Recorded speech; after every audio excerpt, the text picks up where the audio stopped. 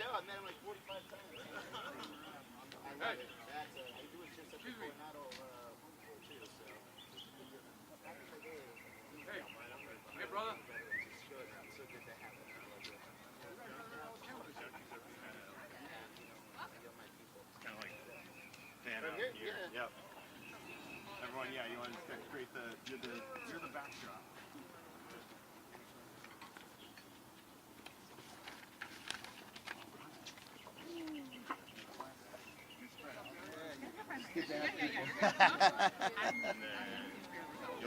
Yours gonna start, right?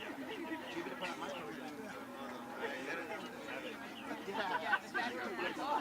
It's up. I already put it on. Right.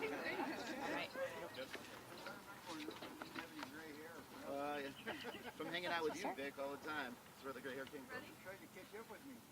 Everybody ready? Good morning, everybody. I'm Yolanda Bejarano, the chairwoman of the Arizona Democratic Party, and I am so excited to be here as Congressman Gallego turns in his signatures for his race for Senate. This is one step closer to being our next senator.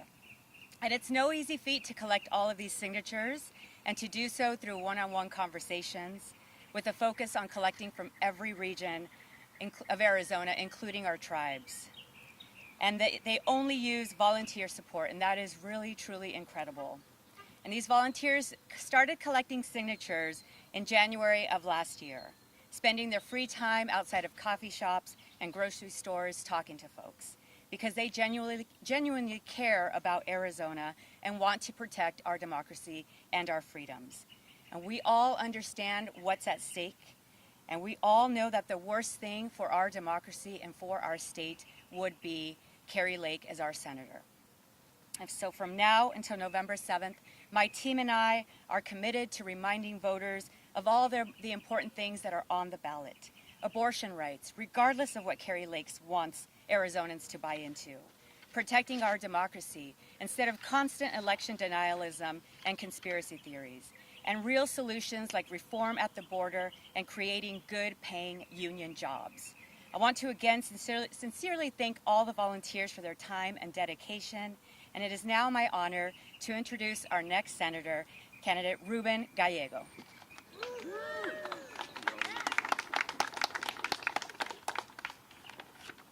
Muchas gracias, hermana. It is great to have Yoli Bejarano as chairwoman of this party, but also just to have her as a leader in the state, and we've been friends now for more than a decade in many fights, and I'm lucky to still be able to call her a friend and an ally. I want to thank all the volunteers. This is a volunteer-led organization. We did not pay for one petition. It was collected all with volunteers at different events, door to door, all over the state. For those that are first tuning in, my name is Ruben Gallego. I'm a dad, I'm a husband, a Marine, and I'm going to be your next U.S. Senator here in Arizona. I launched this campaign over a year ago because Arizona needed a fighter for them. Our families were in danger, their rights were in danger, and I didn't see anybody rising to the occasion. On January 23rd of 2023, I started this campaign in Tucson, Arizona. Then we went to Casa Grande, then we went to Phoenix, then we went to Flagstaff, and then we went to the Navajo Nation, and then to the White River Apache. And every step of the way, I promised that I will fight for you, and I mean it, and I will do it. Since then, we haven't stopped. We've had town halls all over the valley, East Valley, West Valley. We've traveled to as many tribal communities as we can so far, and we'll travel to all of them before this campaign is over, the first campaign to ever do that. We haven't even stopped there. We went to the Summerton Tamale Festival, where I did have too many tamales, I will admit. We've done parades in Ahwatukee, Window Rock, Tuba City, and more. We've done trips to our border communities, small business tours, farmers markets, outings, and an all-Spanish town hall. We are going everywhere and talking to everyone, no matter what their political stripe is, because they deserve to be heard and they deserve to have representation that actually cares about them. And because of that, every day that we were working hard, every day that we were speaking to people, we were able to get these petitions, all done, again, as I said, by volunteers, not one paid. Something that has not seen in Arizona for quite a while. But this is how we are running this campaign. This is a grassroots operation where we are going Arizonan to Arizonan, not being afraid of having conversations and really fighting for their future, because their future is my fight. So I'm proud to turn in these signatures for us. This is an example of good Arizona grit, where we don't back down. We stare at the fight and get into it. And we need someone that's truly going to be here to fight for everyday Arizonans, not just the well-connected. It's why I'm running. It's why I'm going to continue to run. Because as much as we like to say that people go to the Senate and work hard, people have gone to the Senate and have forgotten Arizonans. They've forgotten people like my family that grew up working class and just wanted a chance at the American dream. They have forgotten the veterans of this country who just want a chance to integrate back into their lives and live normal lives. They have forgotten the Latinos and Latinas that have been working this state and made it one of the most vibrant economies and culturally rich states in the country. So I'm here for that fight. Arizona is at the crossroads. Arizona is at a crossroads where we are facing some real problems. We have to take care of our water. We have to fix and help our veterans. We have to protect our abortion rights. We have to lower the costs for working families. And we finally have to deal and bring comprehensive immigration reform down in and secure our border. It's a long list, but we will work at it, and I will win it. Because that's what you all deserve. That's what Arizona deserves. That's what your families deserve. Por nuestras familias. For Arizona, we turn in these signatures, and we are on our way to win the next election. Thank you very much. Thank you, volunteers, for doing this too. Appreciate it. With that, we'll take a couple of questions. Dennis, then, yeah. Keep Trump on the ballot and get your reaction to that. Also wanted to get your where you're at now with the conflict in Israel, Gaza. We've seen, the primary in Michigan, there was a lot of protest votes there. Where are you at? Do you support and want to see a ceasefire? So first question is, we have to respect what the Supreme Court said. Colorado obviously has a very different interpretation of what we have. It just did not rise to the merit of keeping the Trump off the ballot, and I'll respect that decision. When it comes to Gaza, I of course want a ceasefire.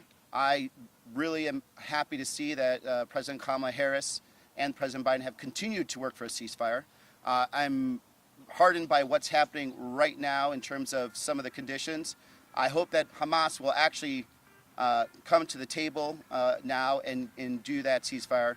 In the meantime, Israel needs to be doing everything possible to be rushing in aid. The holdups are not, they're inhumane and unnecessary. You can have both security and provide for humanitarian assistance. I've done it. I've done it in combat. I've done it in urban combat. And Israel should be abiding by that. I didn't catch your name, I'm sorry. Then Bram, after you. Yeah, sorry, Kellen Browning with the New York Times. What will you be saying about Carrie Lake as we get toward the general election? How will you speak about her to Arizonans? She has walked back some of her rhetoric from her past election. How do you view that, and how will you treat her?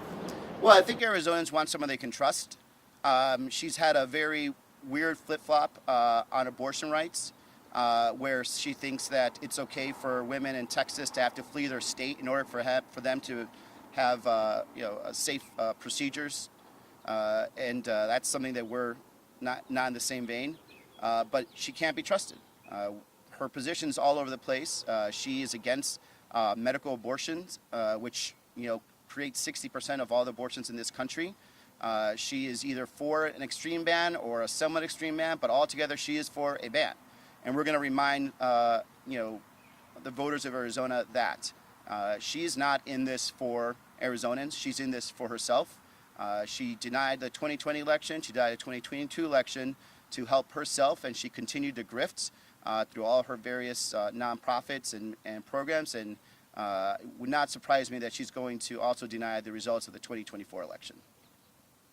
Brent? Yes. Yeah, Brent. A couple questions. At this point, with 28 days to go, petition cinema to gather 45,000 signatures, are you now counting her out of this race? And on the Gaza issue, should the United States be putting more pressure on Israel to halt its bombings of Gaza? So the first question, I've never really counted her out or in. When I jumped in this race in January 23rd of 2023, we didn't know what the landscape was going to look like. We didn't know which Republican was going to be running against us. We didn't know if Kyrsten Sinema was in or out. What I knew is that every day I had to wake up and go out to the Arizona voter and talk to them and connect with them and give them a reason to come out and vote and believe in politics and believe in someone actually that's wanting to fight for them. And that's what we've done every day. We've let our opposition decide what they're going to do.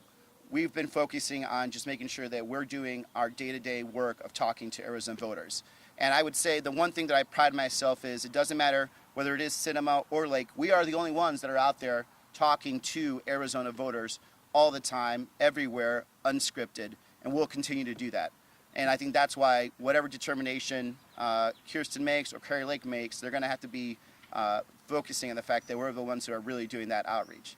On the secondary step, yes, I think it's incumbent upon the United States always to work with our allies, all allies, to make sure that they are doing they're doing what's in the best interest of civilians, limiting civilian casualties, as well as, of course, making sure that as friends of Israel, that we are looking out for their long-term survival as well as standing within this world. So the president, I think, is having those conversations. I think a lot of those are happening in private, which I think does frustrate people, but it is something that needs to continue, and I think it's in the best interest of all parties involved to get to a ceasefire. Do you believe Israel is limiting civilian casualties? I think Israel is not needs to do more work in that regard. Urban combat is hard. I get it. I've done it. It's traumatizing. It is difficult. There is nothing easy about it, but you could always be doing it better. Go. Gracias. All right, who wants to go into these? What's that? Who wants to go into these? Thank you guys. Thank you guys so much. Thank you. Thank you so much. All right. Thank you for everything. I'm the chair of the Yeah, let's get a.